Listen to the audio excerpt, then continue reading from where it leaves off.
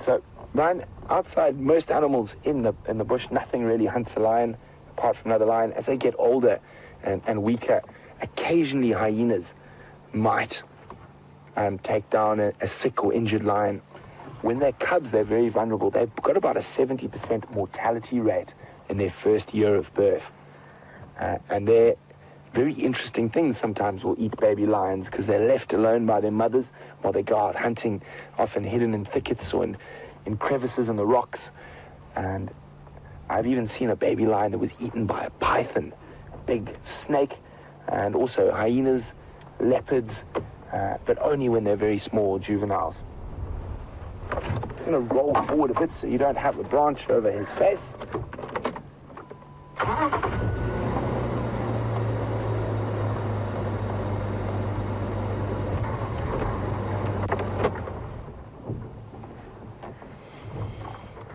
And you can see all those flies buzzing around, and there definitely seem to be more flies on the male that's carrying a few injuries than the blondie. You can see he's got an injury on his paw there.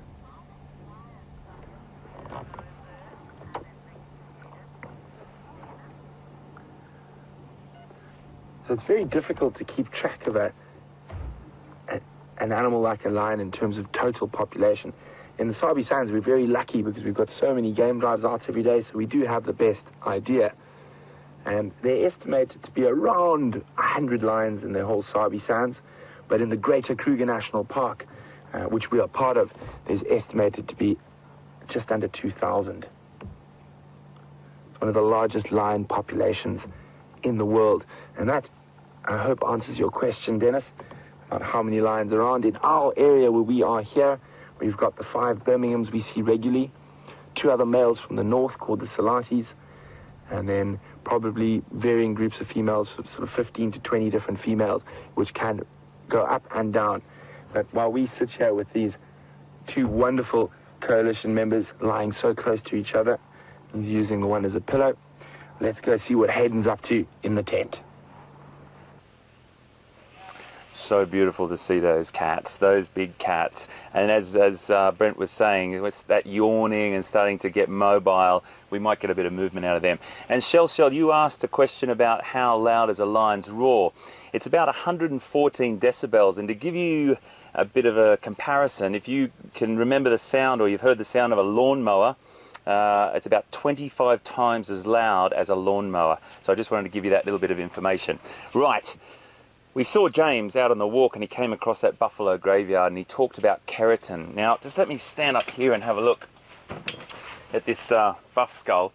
The keratin sheath is still on this, and it's got something called horn borer on it, but that's not what we're going to talk about at the moment. That keratin sheath sometimes gets removed by animals and eaten. Keratin's a really, really important thing. Our fingernails, our hair is made of keratin, and there's another creature that I find absolutely fascinating that's got something very, very lethal on it that's made of keratin as well. You've probably seen what that is. You've seen me waving one of these around my lucky porcupine quill that I found in Big Cat Week last year. We give it a bit of a rub now and again, and sometimes we have a little superstition that we think it brings us a bit of luck, and hopefully today it did. Porcupines are incredible, incredible creatures. The porcupine we have in Africa here gets up to about 60 pounds, and they are a nocturnal creature. Okay, so they only come out at night, and they spend their life in burrows. At night, in the day, they hole up into burrows. They could be disused aardvark holes, or sometimes burrows that they've dug out themselves. Or it also could just be a cave or a crevice that they find too. Now the body is covered with these keratin spines, okay? Very, very dangerous, but they are still a favourite food of a lot of animals. Lion, leopard, even pythons will attack porcupine. They're very, very rich in fat. They've got a high fat content. Their back is covered in fat and a great source of protein as well. Now, these are the spines that you've got to worry about if you're a lion or a leopard or a python. If you come up nice, really, really, really sharp needle-like spines, and if that was to go into your gum or into your paw or even worse into your eye, they can really, really cause a lot of trouble. Now if I was to run my finger, this is where it sits into the the animal's back, and this is the extended or the external part. If I was to run my finger that way, very, very smooth.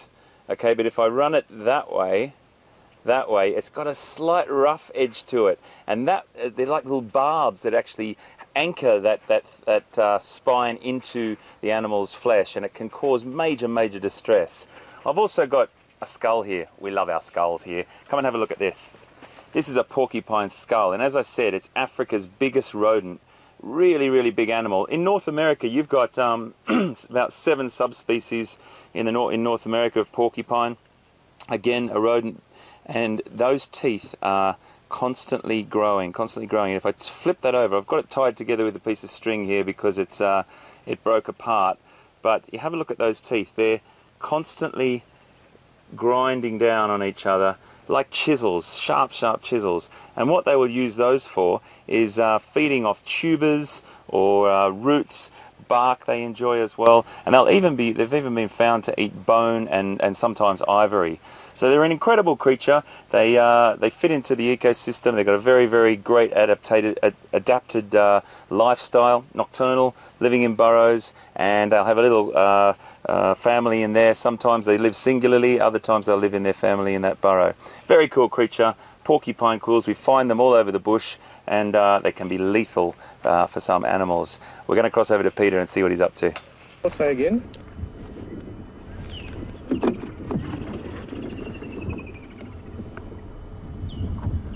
Well, let's welcome back this side. We just arrived at Buffelshoek Dam, and you can see from the area that's hyena that's running away.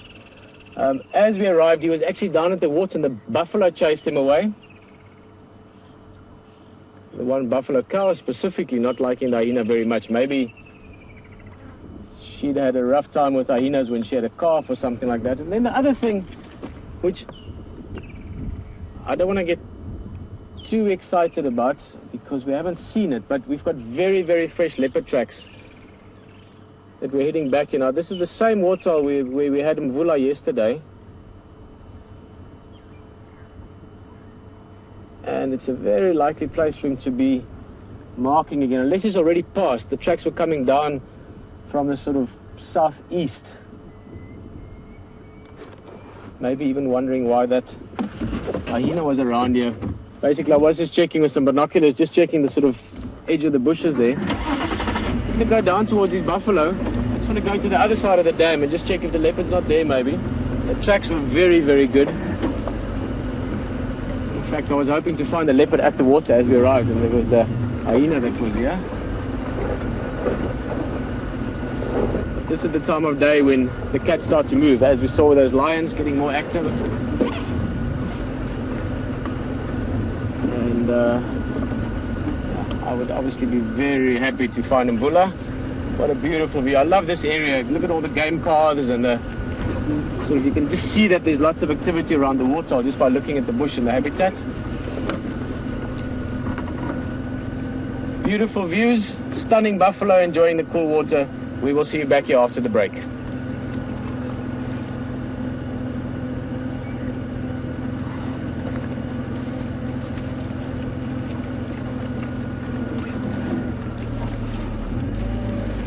I just want to show you this quickly. So these are all Duggar boys or bull buffalo. We're now in break time, so glad you guys can stay with us.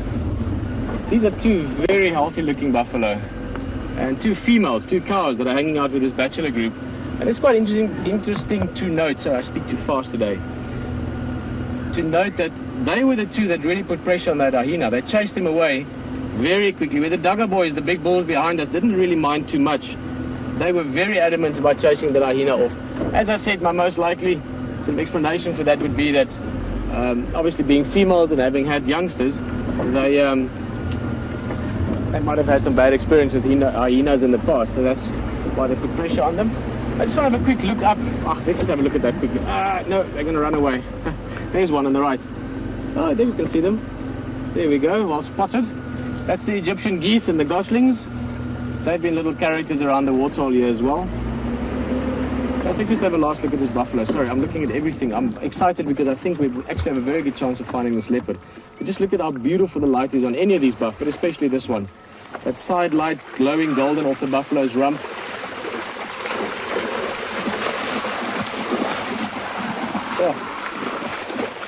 beautiful late afternoon light. Maybe because of the hyena that was here. Also the wind is coming from that direction towards us. So they can probably still smell the hyena. Maybe smell the leopard, who knows.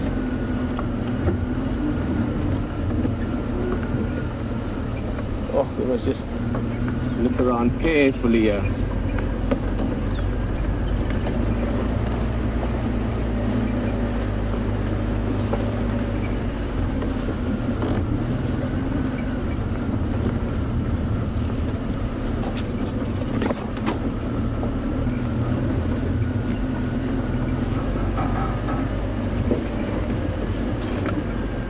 Great if we could find this leopard.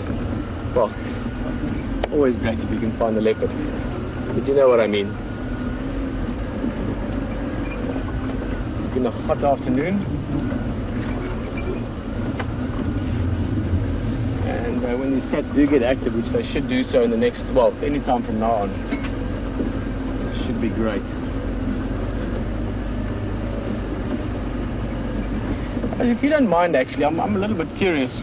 How many of you, obviously many of you I know have been with us for weeks and months and years on safari, on the internet, but if you've maybe watched us on television the first time, you saw it the first time on Nat.Geo Wild, Nat.Geo Wild would be a better way of saying that, and then you decided to hop over onto the internet during the ad break, let us know. You can send us emails as well. The tweets are actually the easiest, #Safari Live. Just if this is maybe your first time watching it on the net and you bumped into it at Nat.Geo Wild on television, let us know. Also like to get a few tweets of how has this been as an experience for you. How much do you enjoy this because it's live? If you want to give us some feedback, it's always nice to hear from people on the vehicle. And I know that you guys sitting with us now, you're not shy to communicate. What has the experience been like for you? And you are, I was going to say the old boys and girls, those of you that have been coming for a long time, you're welcome to answer as well. Obviously, we always like hearing from you. And for those of you that maybe it's one of your first times, great to hear from you.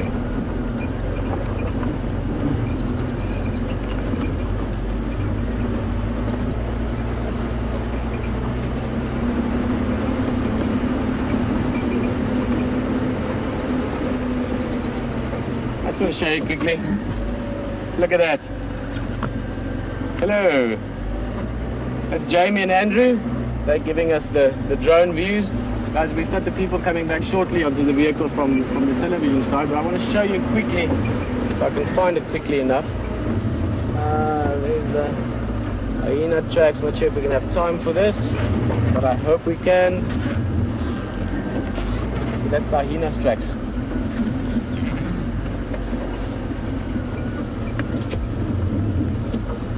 That hyena has been following the leopard. Just had a couple of vehicles drive here now, so not sure if I'm going to find you a clear print. Let's check one more patch of sand, but we've had 2 vehicles past here.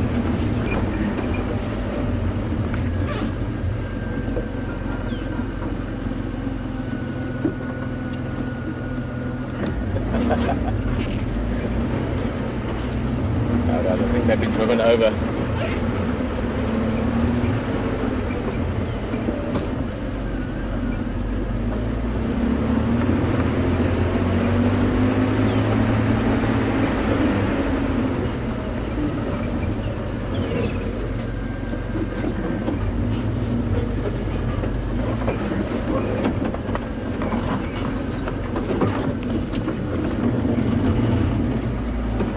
Well guys, welcome back from the ad break.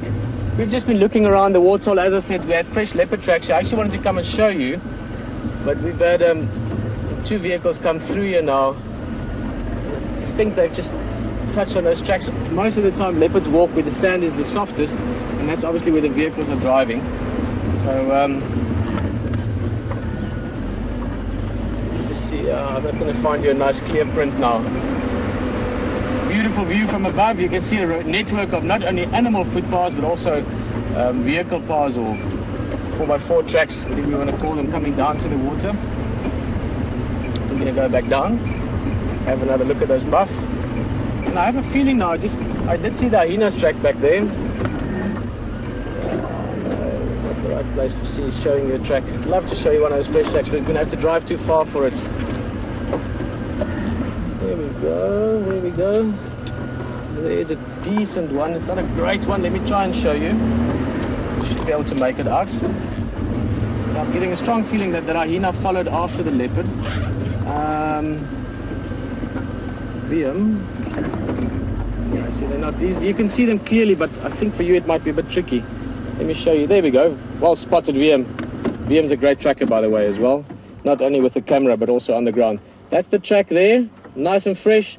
At the back, this side of it, there, where my finger is pointing now, you've got the pad, and then you've got 1, 2, 3, 4 toes. So it's heading in the same direction that we're pointing. And the hyena tracks were also in spots. So the leopard is walking down the road. And this leopard is somewhere just here. I was mentioning that I think that hyena was following the leopard. They often do that. If leopard are moving to hunt, hyenas stick around the vicinity because the leopard makes a kill. Hyena can sometimes steal that food away from them. We're going to keep looking. James has got something interesting for you on foot. Speaking of being on foot, and we will see you back here maybe any second. Who knows?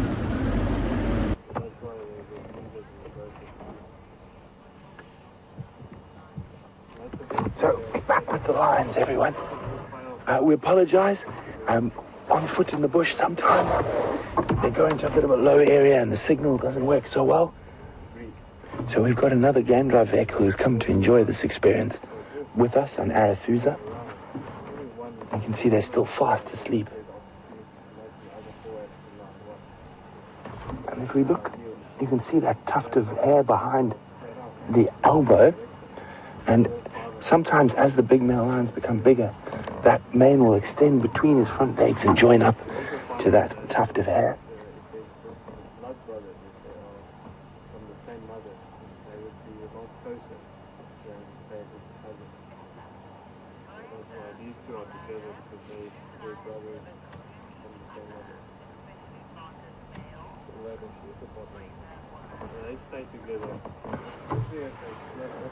So, we can see there a bunch of ticks, and we saw that male trying to de-tick himself earlier.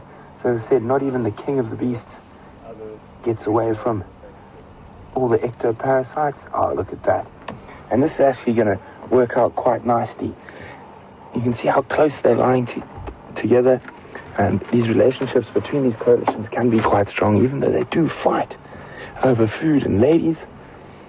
Brenda, who's from the home of Disneyland, Orlando, is, oh, look at him stretching there. He's wondering, do lions ever groom each other, specifically bonded males like this coalition? So, Brenda, yes, they do. It's a very important part of lion culture. It's called allo grooming is the proper term for it. And that grooming of each other helps to strengthen pride or coalition bonds, and very, very important.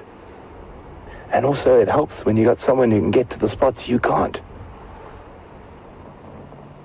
Isn't that?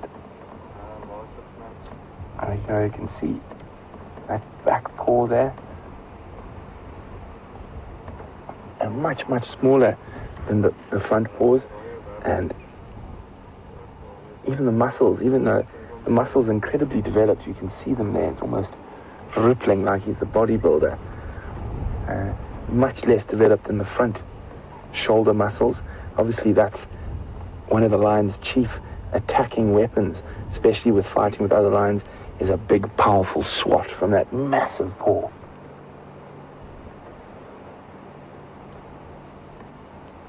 He looks like he's found quite a comfy spot there now.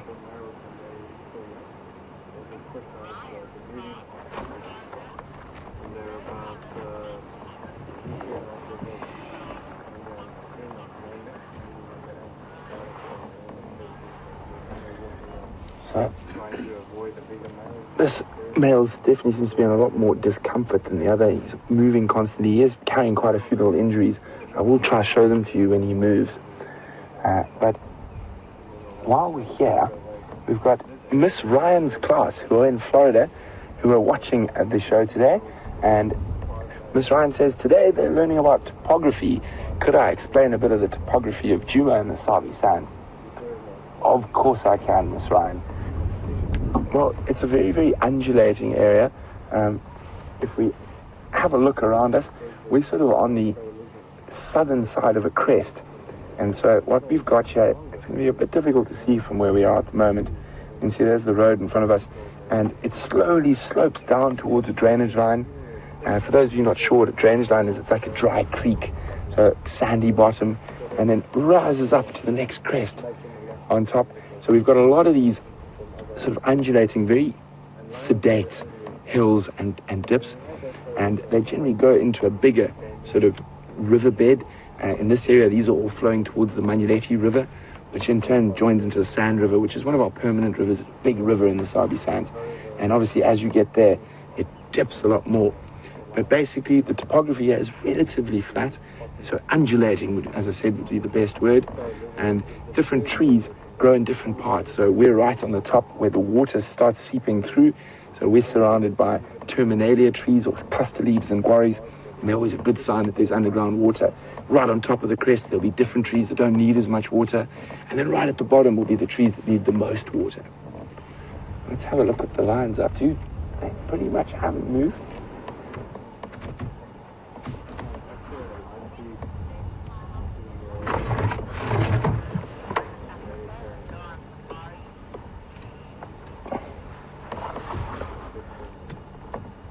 So of course you're joining us on a live safari from wherever you might be.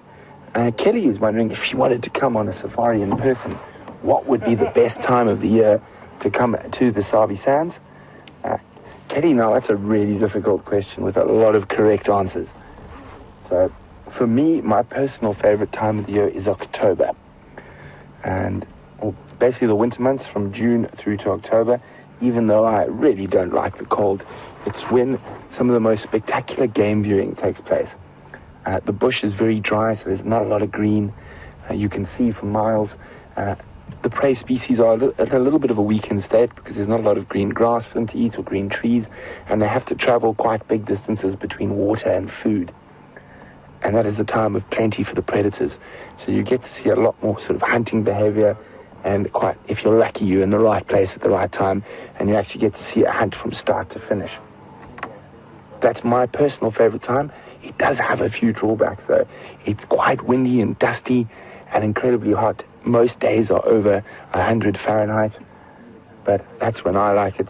And the evenings are just sort of spectacular. Even like tonight, as it gets cooler, the weather becomes absolutely perfect, for me at least. I think a lot of people find it a bit too warm. How far are we from them? Janet, probably 8 feet, I would guess, judging. I'm trying to work from my height, maybe a little bit further than 8 feet. There you can see the edge of our cart. So yeah, between 8 and 10 feet, I would reckon. And you can see they're completely ignoring us, and you can hear the other vehicle moving off at the moment. Now, these lions are completely habituated to the presence of vehicles. And one of the reasons that we can safely view lions from such a close proximity while we're in a car is that cars have only been around for about 100 years, and they don't have an instinctive response to them. So as long as you drive carefully and respectfully around the animals, they tend to just sort of treat you as a funny thing that follows them around. We don't smell like anything that's good to eat. We smell like petrol and motor oil. And even humans these days don't smell what a lion would think a human should smell like. We smell of deodorant and perfume and shampoo. But if we were to stand up on the car, it would be a very different story. So they would recognize that bipedal figure of man. So that upright figure of man, man and lions have been sharing the African savannas in their current form for about 200,000 years. And we developed into the dominant diurnal predator. So we are definitely a predator. And if we were to stand up and they were to see that shape so close to them, they would either run away or become aggressive, because another predator being so close to them is obviously a threat. But while we're in the car, it's no problem whatsoever. And as I said, as long as you're respectful.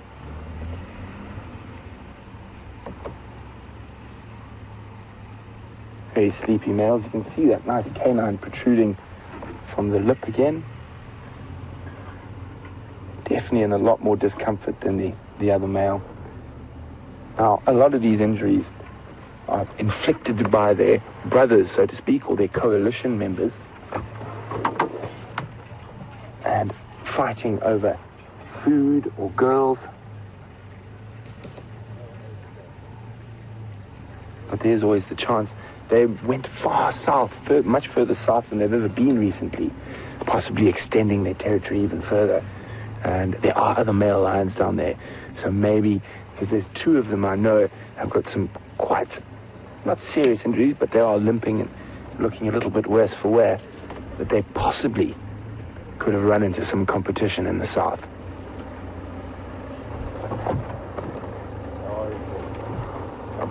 I'm just saying hello to the other game drive vehicle who's just arrived. Hello, everyone. Good.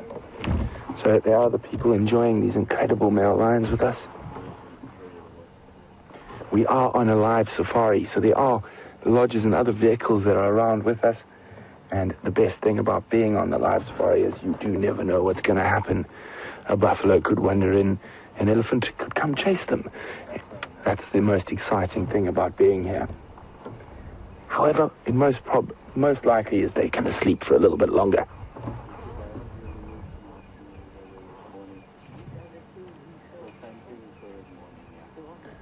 So, the sun's starting to dip a little bit, and that's a good sign. Temperature's going down.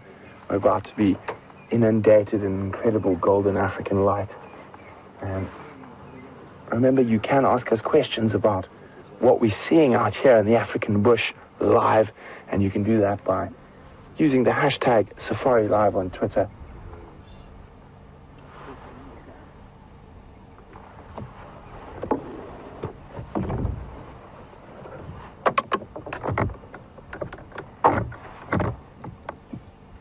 So while we wait for the sun to dip and the lions to get moving, let's go see what HT's up to in the tent.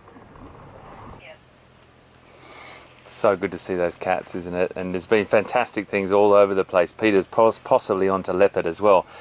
You know, sometimes when we're looking for mammals, whether it be the big cats or big ungulates, big hoofed animals, and it's the heat of the day, some days you can just have a really dry day and not see anything. It's live, remember, there's no script to this. But one thing you do see a lot of is birds. And once you start to get into birds, you start to really tick your birds off your list, and you build a really nice sighting list. Birds are absolutely fascinating, and you know, as I've always said, skulls do tell us loads about these creatures. What I've got here, come and have a look at this. This is the skull of a red-billed hornbill. Now it's missing the lower part of the skull, but the fascinating thing about this is the size of the eye socket there. Check how big that is. That is absolutely enormous relative to the body size and the brain size. That is a massive eye, and you can't really see it when it's just when it's in the bird live, because it's hidden behind the eyelid and a lot of skin. The eyelid would probably come down even down that far. So this bird has a massive eye, and it's just an indicator of how important eyesight is to birds. Their eyesight is an incredibly important thing in their lives, whether they're flying at speed or whether they're looking at food. That eye allows them to build a very, very detailed picture on their retina of what's in front of them and allows them to survive. So the eye socket is an incredibly important, the eye is an incredibly important thing to birds, and relative to their body size, absolutely enormous. Always great things from skulls. Let's cross back over to, it looks like bushwalk. Let's go.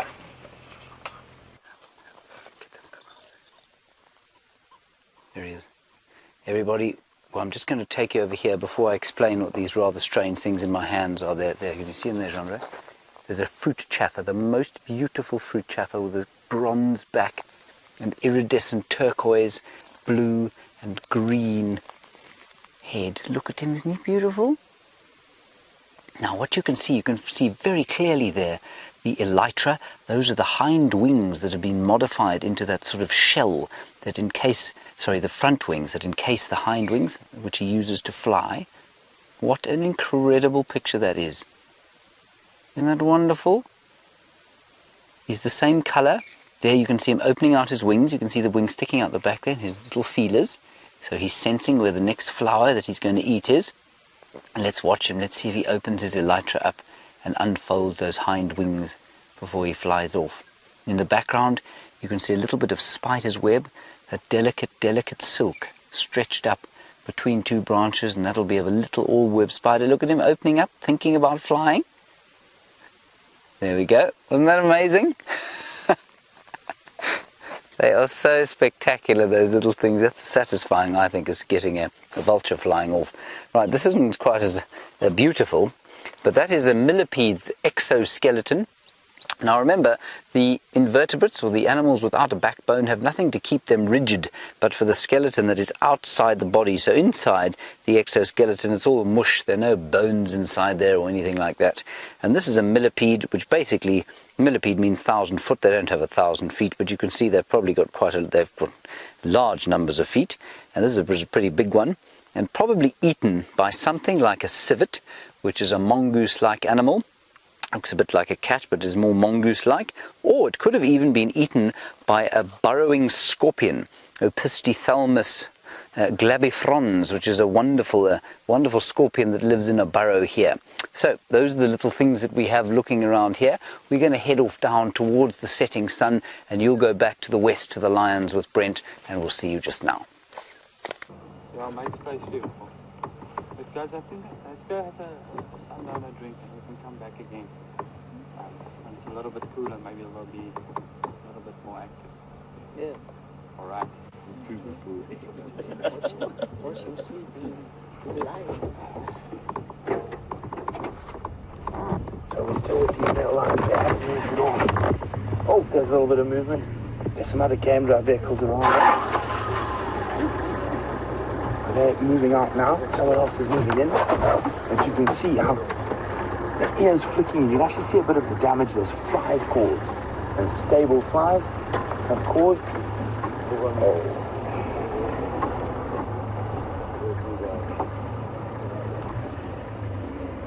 So it can do up to 25 kilometers in a night. Normally they do 4 to 5 kilometers. It all depends if there's other lions threatening their boundaries, or where there's ladies in estrus to look for. And they do look so nice and relaxed when they're lying like this, feet in the air. And you can see how the light is disappearing. We're going to be off to an ad break, but we'll be with you a little later.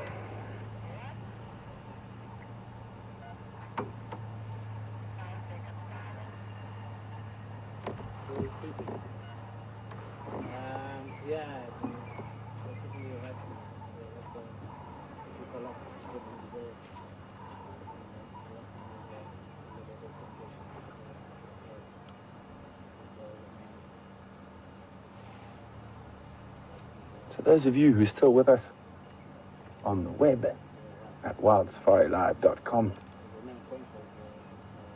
you can see these boys are sleeping, but it is getting cool and hopefully they'll be on the move soon.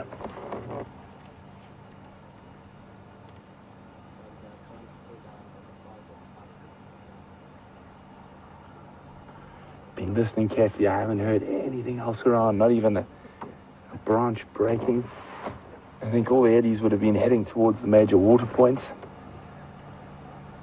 There we go, there's the sun dipping below our western horizon.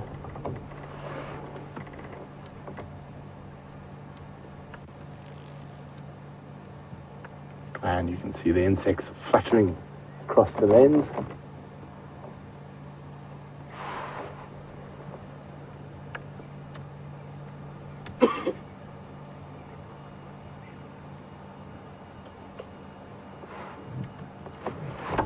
Move a little bit to try and move that foot out of the other lion's face.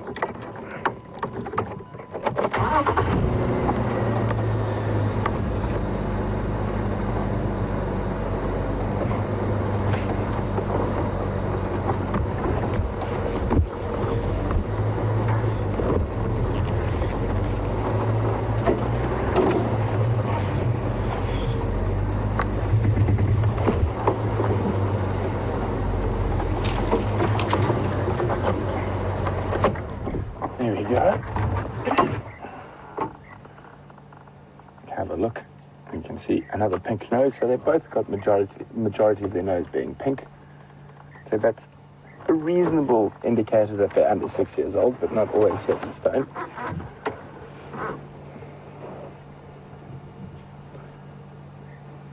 It seems like the flies that are bothering them have increased slightly as it's got a bit cooler. You can see that heavy breathing.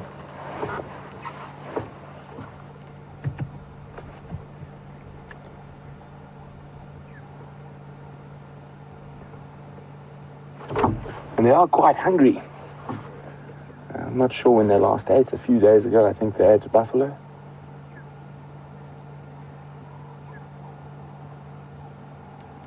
But it was a young buffalo, and between 5 males, it doesn't really go too far.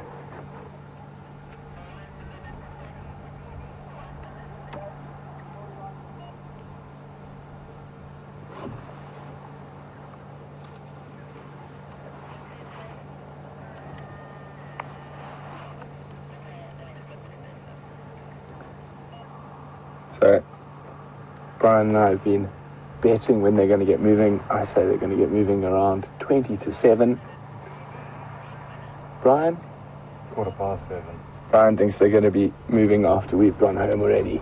But we'll see who's right. I'm hoping they move for a drink before the end of the show.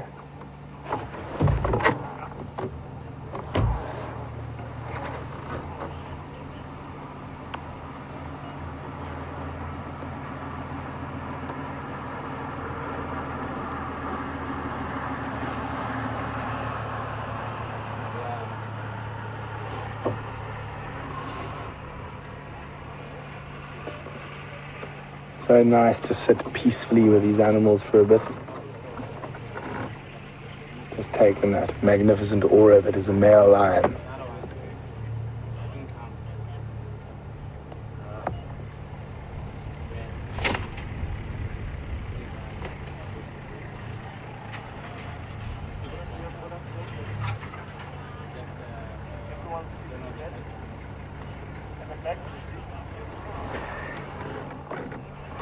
So we're back from ad break. Welcome. As you can see, very little movement here. We've just moved around so we can have a better look at that male lion's face.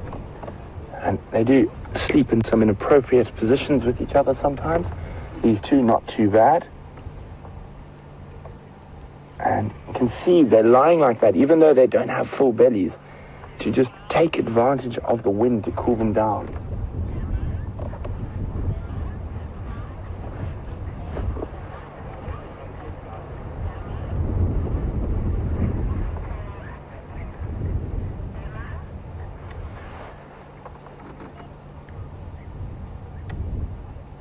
So we've got a couple of questions. We've got a really nice question now. Question from Emma, who's 5 years old, and she would like to know, is a lion's tail soft and fluffy? It's actually not, Emma. It's quite coarse. And what I mean by coarse, it's like rough.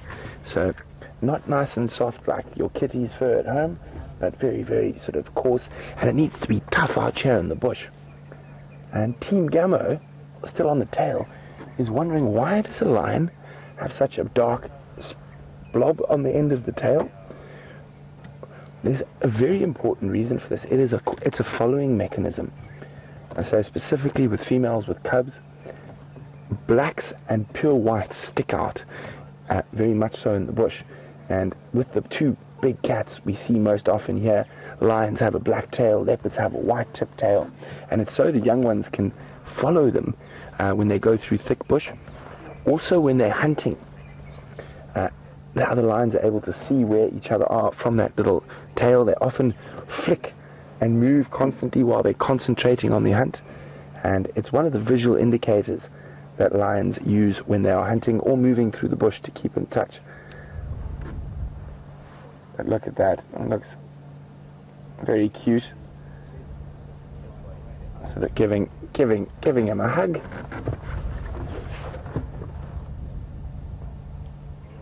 I think from this position we can have quite a good look at those ticks, and I think they're actually focused on a wound on his back leg. There we go. You can see there's ticks and flies there.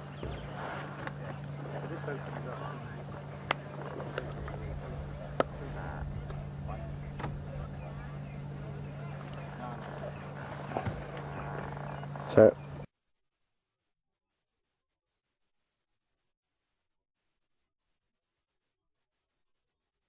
fortunately today we're sitting upwind of the lions, not downwind. And Roxanne, who's in Georgia, would like to know, what do lions smell like?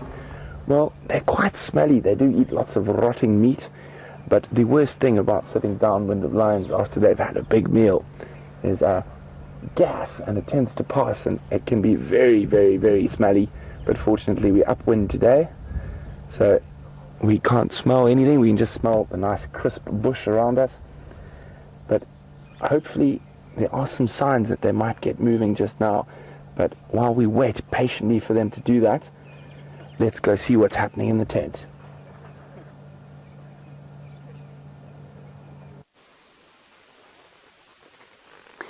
Right, we are lying here, not having a rest, but indeed digging and fossicking about in a pile of dung, and I found the most amazing dung beetle. Famous beetles throughout the world, almost 900 species of them. And look at this fellow. I'm going to put him down here so that John Ray can get him. He's going to dig into the dung. He's very clever at digging. Oh, there he goes. He's the same colour as a sort of starling. Isn't he lovely? Look at his little white feelers. There we go. Beautiful dung beetle. There are lots and lots of different kinds of beetles, and this little dung pat pile here is an entire ecosystem all on its own. I found another dung beetle in the throes of passion with its friend, really, I suppose. Look, long-legged dung beetles there. You can see very unusually long legs. They're a species all of their own, quite distinct from the beautiful iridescent one that we have there with his white feelers. He's just a very special fellow. So these two I'm going to put back. I think they're a bit upset that I disturbed their passion. I'm very glad as a human being that our passions don't take place in the same sort of spot as the beetles do. Now, also around here was this amazing snail shell. Now, this belonged to a giant land snail, and I'm quite sad that the actual snail himself wasn't inside here. They live for about 10 or 15 years. They eat a lot of dying and dead plant material, and apparently they're edible. I have yet to eat one. I hope to maintain that status quo. I don't really wish to eat one during my time, but apparently if you are desperate out here and very hungry, a giant land snail is something you can eat. Now, also, you might just be able to discern, I'm just trying to see if I can find, here we go. You can just discern some sort of marks there where the calcium has been bitten away by the giant land snail, and you'll find that's probably something called a speaks-hinged tortoise. It's one of the tortoise species that we get here, and they like to eat away at the calcium here. Of course, if you're growing a shell on your back and on your front for protection, calcium is a deep need that you have, and the soil here is apparently very calcium poor. So if you can get hold of a giant land snail shell and have a chew on that, you can maintain your calcium levels if you happen to be a little tortoise. Right, Hayden is standing by in the safari tent. I'm not sure what he's going to tell you about. Let's head across to him. We're heading west into the setting sun, and we'll see you just now. So I just wanted to follow on a little bit from what James said in that bushwalk when he came across that carcass of the buffalo. Sorry, the skeleton of the buffalo. Incredible. It's about the same as a grizzly bear. So I just wanted to show you again. We did touch on it the other day, but again, just a little demonstration of what they can do. Go straight through that by using these carnassial teeth. Now, the carnassials are used for shearing as well, and I explained it the other day. A little bit like an axe that you use to cut down a tree is more like the leopards and the lions' carnassials. They're ones that you'd actually take the meat off or shear the skin. Whereas the hyena have a much broader carnassial tooth, and I'm going to point to that tooth right there. It's the last upper premolar, this one just here. It's a little bit dark there, I do apologise, it's that one there. And if we can go around here, Tebs, we can just see it's that other one there, that last lower molar. And they're actually shaped more like a splitting axe, like you'd split logs apart with, a bit like that. and it has the ability to bite down and crunch through those femur bones or any of those large bones that James was talking about before. And the reason for that is this massive, massive temporalis muscle that comes up here and attaches to this, what we call the sagittal crest. We did touch on it again the other day, but I just think it's really good to know the reason for the power behind this animal is this massive muscularity in its head, and it joins onto that sagittal crest. If you have a look at this monkey skull right here, and you have a look where the the temporalis muscle comes in here, it only goes up to there. That's the line where it joins on. The muscle goes from there up to there. But on the hyena, it goes right up to the middle of the skull. And that is a massive powerhouse which allows it to go right through those bones and digest as much as the animal as they possibly can. Interesting facts. Right, let's cross back to, wow, look at that beautiful, beautiful view. Check out this.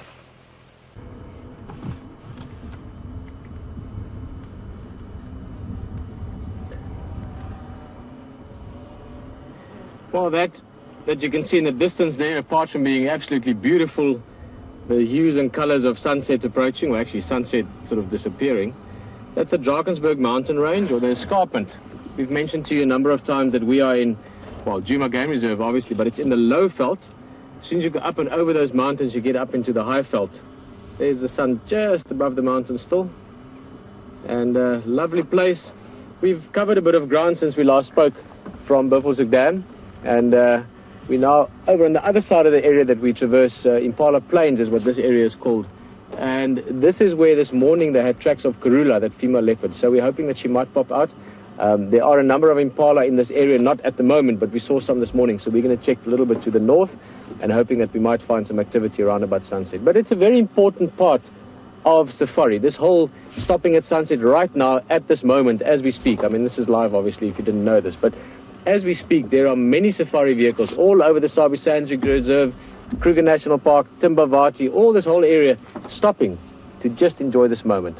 Stopping for a nice drink, some snacks, happy people, normally some nice light-hearted conversation, a few jokes, a few stories. You know, you might tell what you saw yesterday or what the people hope to see tonight, and just enjoying this beautiful magic time of sunset. Big tradition of safari, way before vehicles even, certainly way before you could do this live with us here in Africa. And just look at that sky, a few little fingers of clouds in the air, and beautiful view. And I tell you what, you're going to see this view from a different perspective as well. We're going to start moving, and you're going to go up a little bit higher up. Look at that. Isn't that a dream come true, just to be able to do this? Big cats, obviously we like to see them any week of the year, especially in Big Cat Week. But the sunset, the sunrise, the cool breeze after a hot day, the pinks and the oranges of sunset. This is all things that make the safari experience, in my opinion at least, one of the best experiences in the world. And we are so happy that you can enjoy this with us. We're going to continue on. Maybe we find something. Sunset is happening everywhere with the other vehicles as well. We'll see you back in a bit. So one of the males just got up and passed not even 2 feet from us. He's about to pop out behind me. He's moved a little bit, and there's a strong possibility his brother or coalition member might join him. And as we were hoping, as it's got cooler, there were some signs of movement, some life.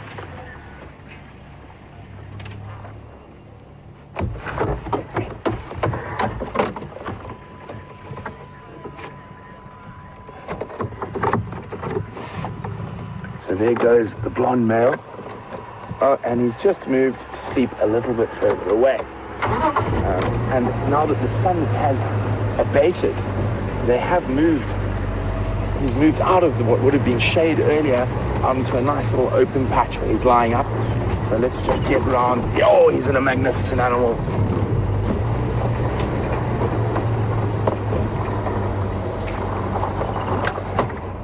There we go.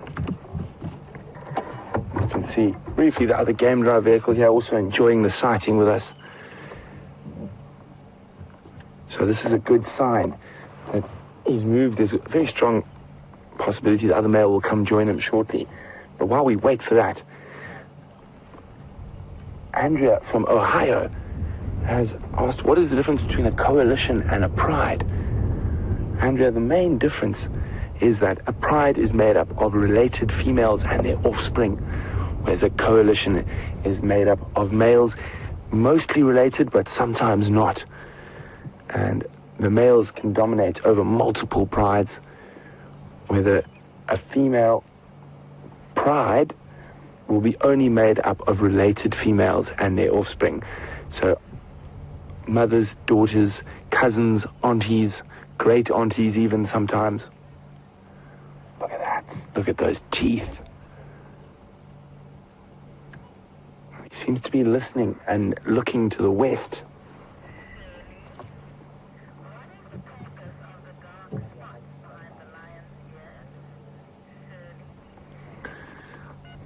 So it seems everyone out there is very, very on the ball today. And we just spoke about the dark tuft of a lion's tail being a following mechanism. Now Shirley's asking about the dark tufts behind the lion's ear.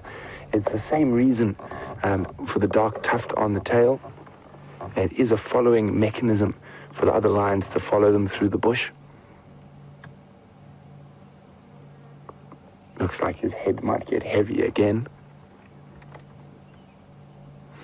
And one must remember that lions sleep for an average about 20 hours a day and are only active generally for about 4 hours. Oh, here comes a yawn. Those are always good signs that there might be a bit of movement. Yawning, getting up, defecating, urinating, a bit of stretching.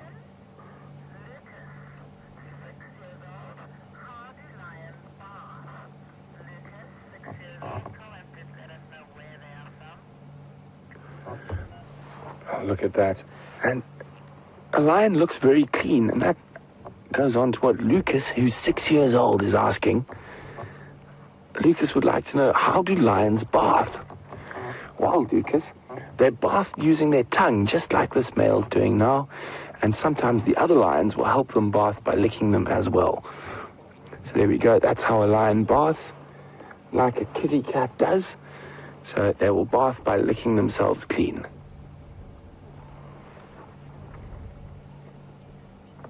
So this lion's having his evening bath time at the moment.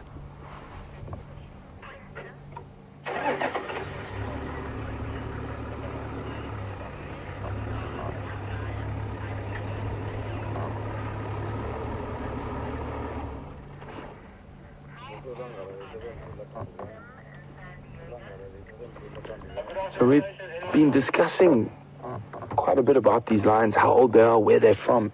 And Kim, who's in San Diego, says she thought pink noses on the lions means young lions. These guys look like they've got big manes. How old are they? Kim, these guys are between 5 and 5.5 years old. The noses normally go black at about 6. But I have seen lions who are well over 8 years old still having pink noses. And it always depends on the individuals whether those animals will get a pink nose or what black nose as they get older. As you see with lions' manes, some of them are darker and some of them are more blonde. And we're busy looking at the blondie at the moment. We're going to cross quickly across to James on foot. He's got something exciting to show you. We've come here to try and show you an old hyena den, but it would appear that the old hyena den is not quite as old as we thought it was. There's a hyena watching us through the bush, and I was rather hoping that there might actually be one here. Now watch and observe how he reacts to us on foot. I can't see if it's he or a she. It's quite interesting. This belongs definitely to the same clan, well, I would have thought so, as the big den that we have on the reserve where those little ones have been living, and some of you have been watching since yesterday, well, for the whole week will know of the little 4-week-old cub that we have in there, and a 6-month-old. But who is this, and what are they doing here? They have used that same clan. That 6-month-old cub was born in this den. There's a termite mound just to the left of your screen, and she was born in here. Now why or how There are other hyenas here, I don't know. Either there's been a kind of clan incursion, maybe some other hyenas have come into the clan here. Isn't that wonderful, the way she's looking at us through the bush there? Or maybe some lower ranking members of the clan. There she goes. Let's move a little bit closer. Come with me. Let's go and have a look at the actual den site. And we'll walk very slowly. We'll walk very slowly and just see if there aren't any others lurking around here. Very quietly. The elephants have been around here. They've dug up all the trees. They've pushed them over. This isn't actually the den. The den is the next termite mound along, I think. No, this is it. Let's just slowly make our way around and I'll show you the hole where they move. And this tree has just been pushed over by the elephants. And you can see it's been fed. It's been fed on all over there. I don't think there are likely to be any cubs in here. There's certainly no fresh activity from hyenas around here at all.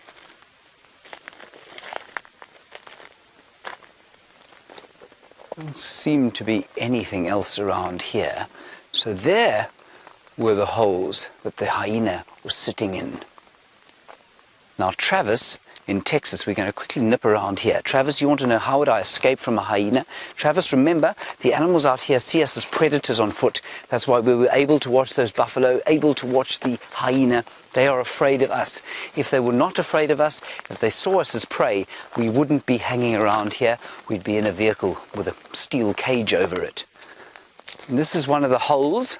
That's one of the holes where the cubs used to sleep, the little ones. There's another one around here. I'm going to quickly show you before we go to the advert break. Here we go. Here was the main hole. There were the main holes here, there and there. We'll keep looking around here, everybody, and see what else we can find. And we're going to hand you over to an advert break, and with any luck, when you come back, we'll have another hyena to show you. There you can see where the little cub tried to keep safe. See you just now.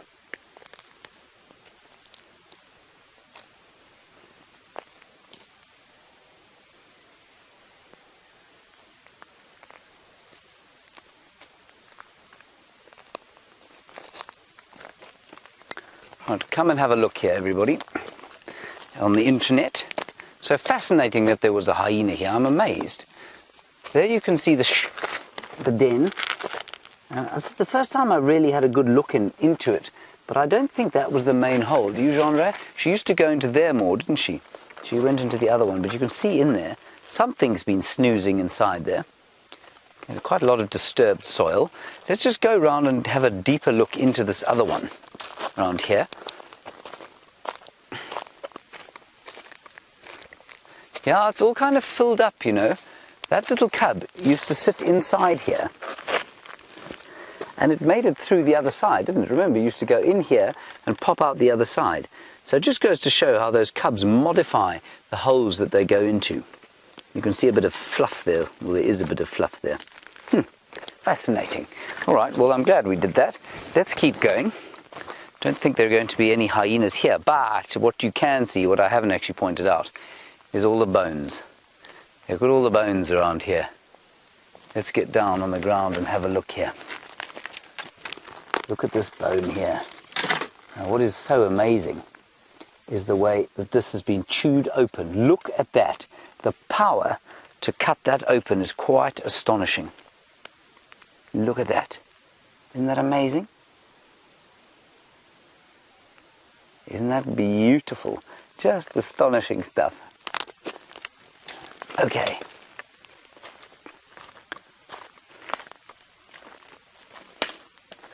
So we're going to hang around here for a few minutes while the advert break carries on.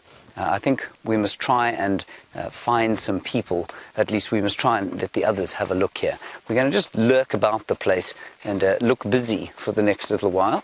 We'll have a look what else we can find. And together we'll show the people on TV when they come back from their break. There's of course quite a lot of dung here. This is pretty offensive. Dung. It's not smelly. I'm not going to stick my nose to it unless I can get it onto the end of my stick. There we go. We'll break it up a bit. And there you can see it's green. Now that is quite interesting. That green colour is of course what the colour that it comes out. It comes out that sort of was a bit darker than that. And then it oxidizes in the sun to this colour here. Lovely. Well, it's not lovely, but it is fascinating. It's actually pretty minty green, that kind of calcium colour. So let's keep that one in reserve to show people when they come back from the adverts. I think we've got about 3 minutes left of adverts. Right, so we've got the bones and we've got the scat. And we've got, we've got a hoof. So we'll keep that too. A hoof. Look at that. Now it's interesting, we give these to our dogs to chew, I remember that, and if a hyena can't digest a piece of hoof like this, it's highly unlikely that your domestic dog is going to be able to digest a hoof like that. So we'll keep that in reserve too. 2 minutes left until we come back.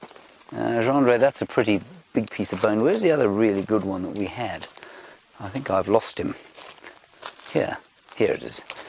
Okay. We're going to pile them all together so that we don't have to move around too much when everyone comes back.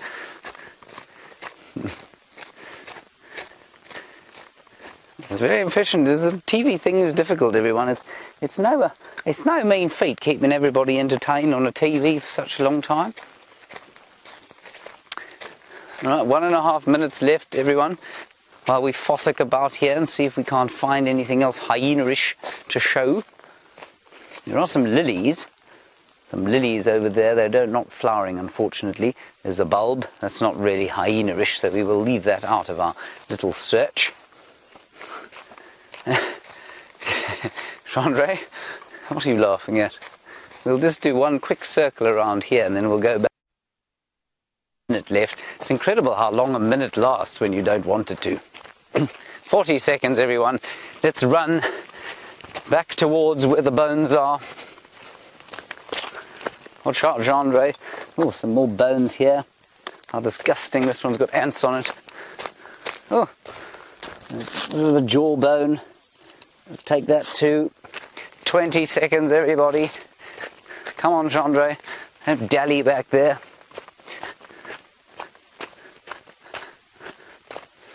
Okay. Right, we've set up our little gallery.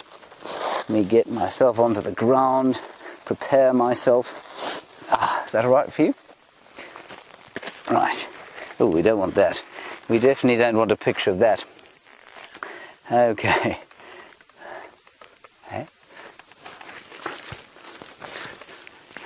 Right, welcome back everybody. We're here at the hyena den, the old hyena den that's not as old as we thought it was. A hyena's just gone running off into the darkness. Well, not darkness, the setting sun. Light is starting to fade, the heat has broken in the day, and it is just wonderful here in the northeastern corner of South Africa, the wonderful Kruger National Park, the western fringes thereof where we live. Right, let's have a look here at this. Oh, hang on, the lions are walking. Let's quickly go back to the lions. So, we thought he was going to come and join his coalition mate and give him a little greeting of rubbing, but he just decided to lie down out in the open. And you've got that magnificent regal sphinx pose. And they are looking like they might get moving. Just this little bouts of movement are the precursors to movement with lions.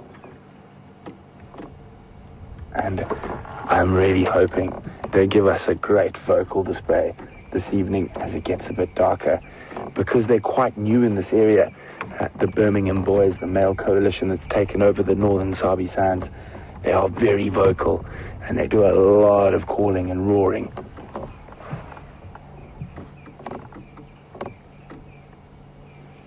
Oh, flop. Tired kitty. Say temperatures drop now, probably to around 80 degrees Fahrenheit. The sun's set, and you can see that magnificent sky with a couple of dead knobthorn trees. So The lions have gone flat again. Let's go back to James and see what paraphernalia he's playing with. High action at the lions, everybody. It sounds like 3 steps and a flop down. Anyway, you know, it's more action than you normally get in a hot day like this with lions. We think this is a jawbone of possibly a warthog. You can see the sharpness of the molars.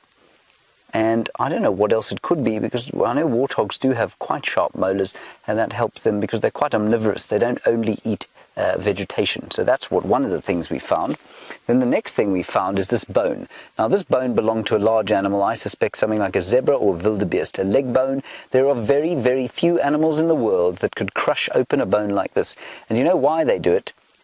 You can see, of course, that the bone is hollow, and as me old mum used to say, her favourite food was bone marrow on toast. This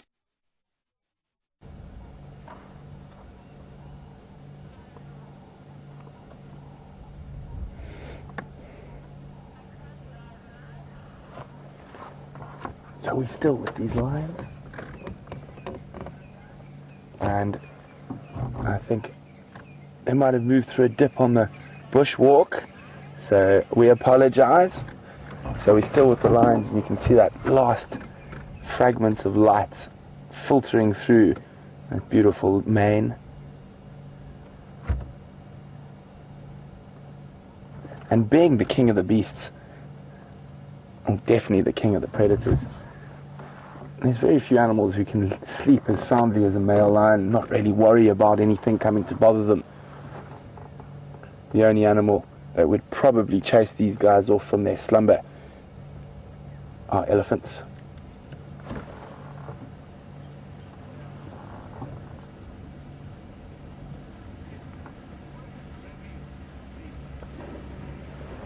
See, the flies are still there.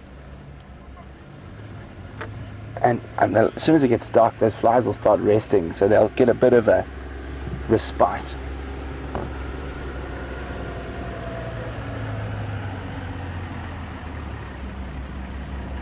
So we've seen quite a bit of yawning, and it looks, oh, look at him smelling the air. He's caught something on the wind, just having a double check of it. And Dave Dongo is wondering, do lions yawn for other reasons apart from being tired? Dave, the most reason they yawn is to take in oxygen. There we go, here comes a yawn. And so before they start moving, before they start getting active, you start seeing them yawn more often, and hopefully they'll stretch. They might get up and urinate and defecate. And once they've done that first urination, it's a really good sign that they're going to be on the move. But we are in the sort of preliminary rounds of waking up, but very slowly. It has been an incredibly warm day, and at this time of the year you will find the lions are going to be far more active later into the evening.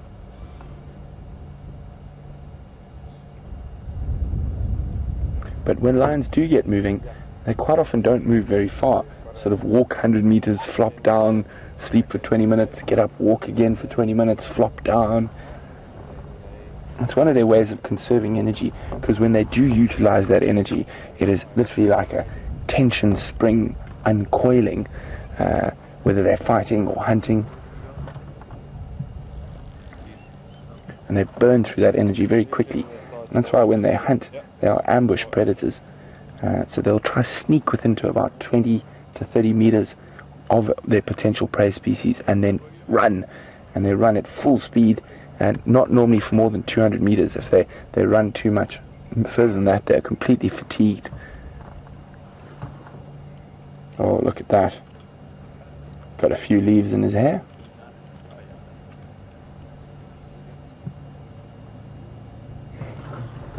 So it's getting to that time of day where they might start vocalizing or moving, and here we go. There's a stretch coming. Look at that.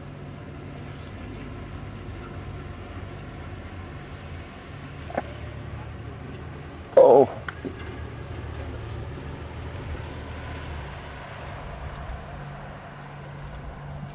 Beautiful male, huh? Looking, listening.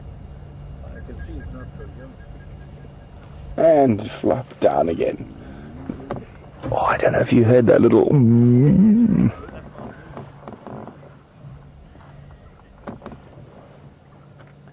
So they are quite hungry, and they definitely would be in the mood for a meal. And Ethan's wondering, how much meat can a male lion eat? It rhymes, Ethan. Well, Ethan, they can eat over 20 pounds in a sitting. So they scoff down as much as physically, humanely possible in a short time. And they let these grotesquely large bellies. And then they'll sleep and they digest that very, very quickly. And they're able to feed again within a relatively short time.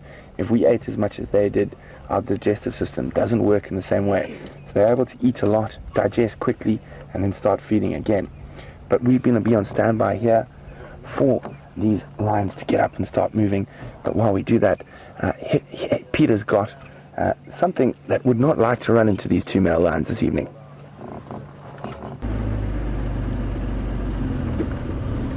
Well guys, awesome that the lions are active. We're hoping to show you this. We had a brief look at them. They've just gone into some thick stuff, but let's hold on a second.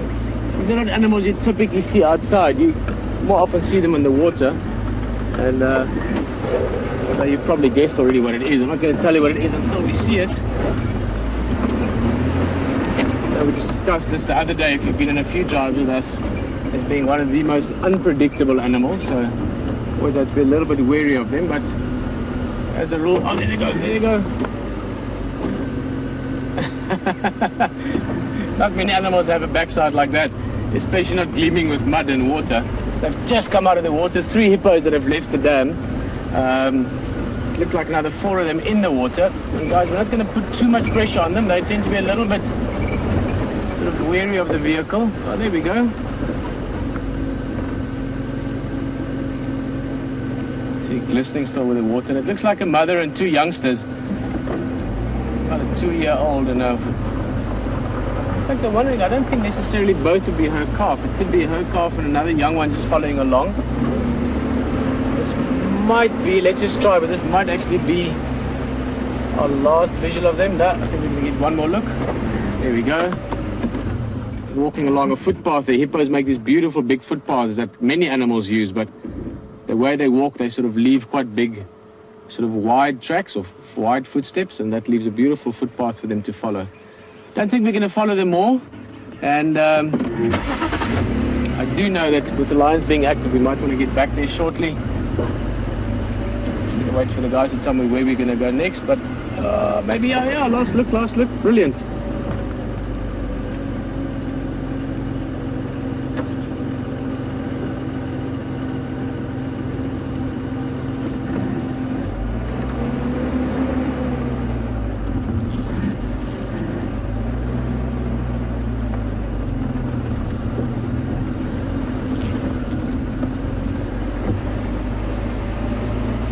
We're going to leave them be. They're going into some thick stuff now. Good question, Zach. All the way out of New York on safari, wondering why it seems that large... I thought I heard something in there. Large herbivores or large grazers specifically, which by the way, Zach, I'm sure you know, but if you didn't, hippos fall under that. They also bulk grazers. They eat a lot of grass going out at night to graze. Why they don't seem to have a problem with the heat? Well, Zach, it's partly that, I mean, all the animals out here don't have a problem with the heat. They've adapted to it over time, the same as we. Doesn't mean you enjoy it. It still leaves you tired at the end of a long, hot day and excited when it cools down for the evening. But the reason why perhaps it seems that the grazers, and things like buffalo, zebra, why they don't seem to have a problem, Zach, is that they need to eat a lot for them to be able to sustain themselves eating only grass if they're grazers or leaves if they're browsers. To be able to sustain themselves, they need to eat a large volume of food. So therefore they need to eat a lot of hours of the day. They need to feed not only the sort of early hours in the morning and late afternoon when it's nice and cool.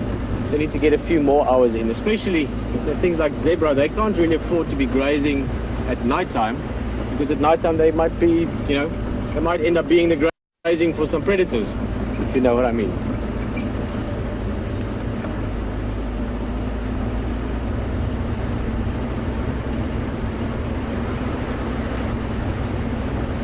Hello, Clarissa.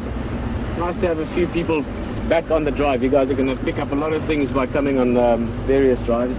You are just asking when do hippos feed, or how long do they stay out of the water? They will stay out the water very often for the whole night. As we saw back there now, they're leaving to go and feed or to go and graze, and they can walk far, maybe returning to the same waterhole early in the morning, but very often just continuing on and then maybe stopping at another waterhole and staying there again. So they would spend, well, anything from 8 hours to 10, 12 hours even out of the water. At the moment, here in South Africa where we are, I mean, the sun has just set, not long ago. So it's now 7:15. So let's say 7 o'clock for easy math. Sunrise is at 5 o'clock again.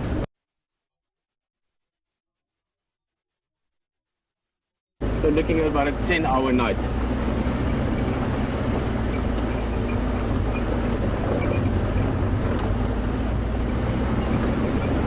Well, we're going to continue on. We've got a little bit of time left, and I'm still hoping for a leopard as always. And Hayden has got some more interesting... before we go, just have a look at that. Sitting up in the tree, getting ready for the night. We might even take off. That's a marabou stork. We've seen them at the water all the time.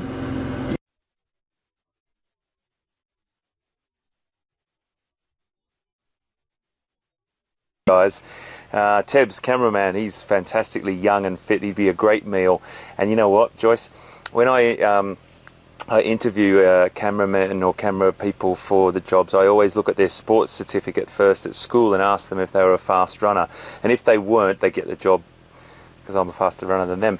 Joyce, seriously though, we've got a good side of eyesight out here. There's hardly a chance that an animal would come through here and hurt us. As James was saying on the walk, we animals do have a certain fear of us.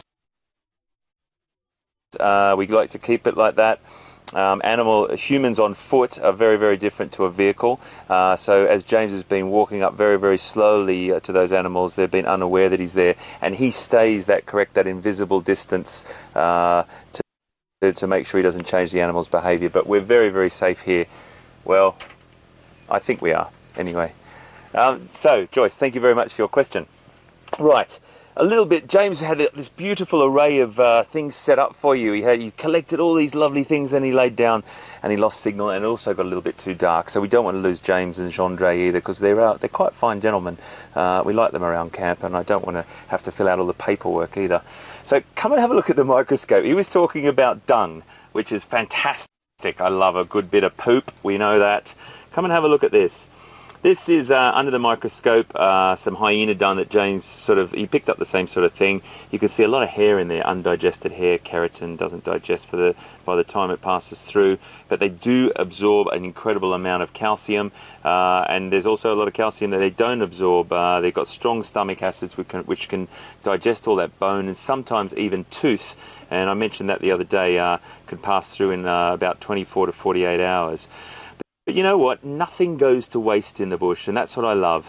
I love that everything is utilised. Even in the back of that little giraffe skull up there when I had it down, and I'm going to show you this tomorrow, there's a little species of bee that's made a home inside the skull, and we're going to show you that. Everything is utilised, and that dung is also utilised by a couple of other species. Tortoises will eat it to use calcium to make their hard eggshells. That will be one species, and also a lot of birds will eat it. I've seen hornbills, ostrich, and I've just got an ostrich eggshell just here, a piece of one anyway. The biggest egg in the world, the biggest bird on the planet, and calcium from potentially hyena poop or dung will go into that as well. So nothing is wasted in the bush, and that's one of the fantastic things that we learn on foot, under microscopes, and on Safari Live. We're going to cross back over to the Birmingham boys, which, yep, they're flat.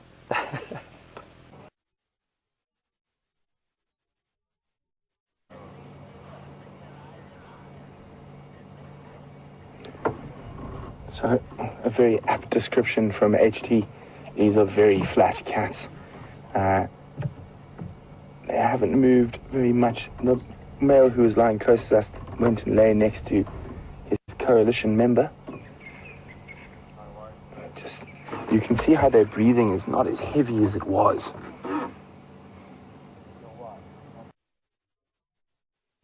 But we are hoping they at least give us a roar before the end.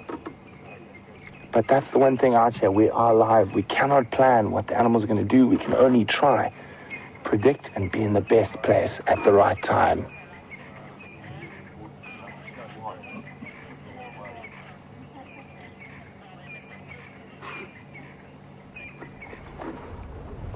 So it's getting quite dark. You can see we've got one of our side spotlights on. And the temperature has dropped a lot since we first arrived here with these lions. And Cece said she's always wondered what the temperature is. There we go, you can see the wonderful sky in the background. Well, Cece, at the moment it is still 30 degrees Celsius, 86 Fahrenheit. And we're near 7 p.m.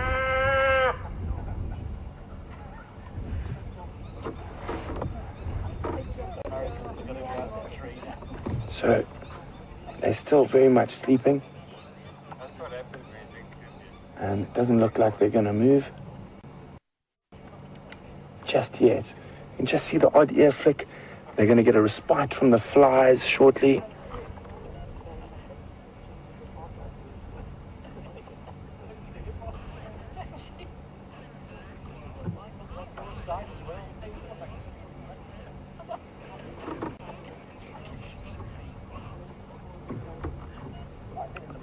So we can't really see a lion's paws, but we've had some great visuals of a lion's paws during the day. And Quinn is wondering, how wide is a lion's paw in inches? I'm afraid, Quinn, my conversion rate of centimeters and inches leaves a lot to be desired. That's why I didn't study maths at university. But if we take my hand here, it's probably as wide as my hand, and I guess that's probably just under 10 centimeters. Probably wide there, and in inches, I'm not exactly sure, but I'm thinking probably 5-6 inches would be my guess. And it's probably a bit wider than my hand, especially on the top side. And they've got those incredible claws that come out, and that's why it's such a potent weapon. And the lions haven't moved. I might try see if we can sneak into a better spot quickly. At least see a glint in the lion's eye.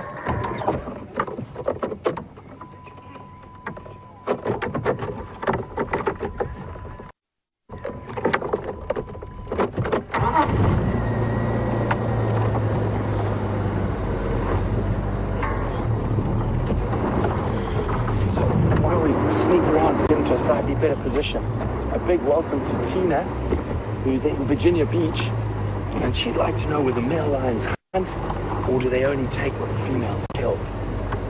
Well, Tina, they do hunt. They spend quite a lot of time away from the ladies, like they are at the moment, patrolling their boundaries and keeping other male lions out. And in that time, they do hunt, and quite often they hunt really big and impressive prey, like buffalo. These completely immobile lions.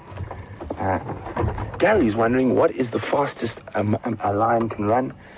Gary, they can do about 21 meters per second, which is incredibly quick. So around 90 kilometers an hour. The females are slightly faster than the males. They're not carrying that bulk. As you can see, these ones aren't running at the moment though, Gary.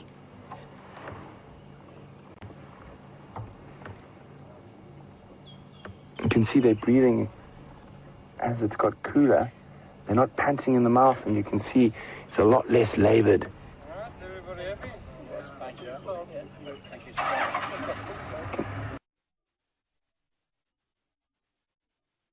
you. See, there we go. Slow breathing, enjoying the cooler evening. So while we wait for these lions to get up and move, let's go have a look what Pete's up to. Well, just a very quick jump back on the vehicle with us here. I just want to say thank you very much for joining us today on Safari Live. It's been a beautiful day. It's always lovely to have Africa, and it's nice and cool now, so we're all looking forward to the evening. Lots of things are going to happen tonight. The cats are going to move. We might find different cats tomorrow, but for now, enjoy it with Brent and the Birmingham boys. For myself, Peter Pretorius, thanks so much for being with us. We will see you soon. Cheers.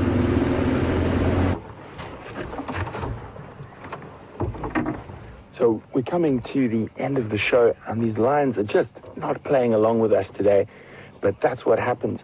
This is nature happening as it does every day out in the African bush.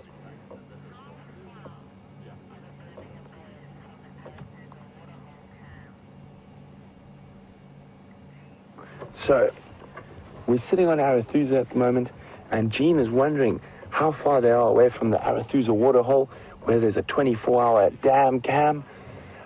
Jean, they're probably a 1.5 kilometers to 2 kilometers away. Somehow I don't think they're going to go that way, though. I think they're going to go the other way. There is quite a bit of water around from the rains. There's some deep water pans that have held a bit of water. So it's been such a hot day that they are probably only going to get moving.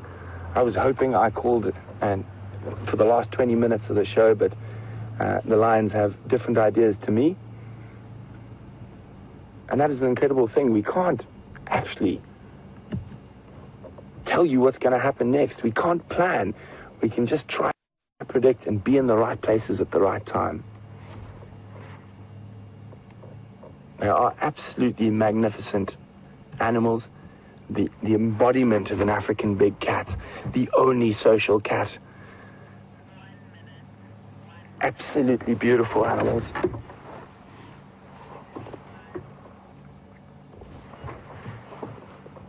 It has been wonderful having all of you guys with us on this live safari.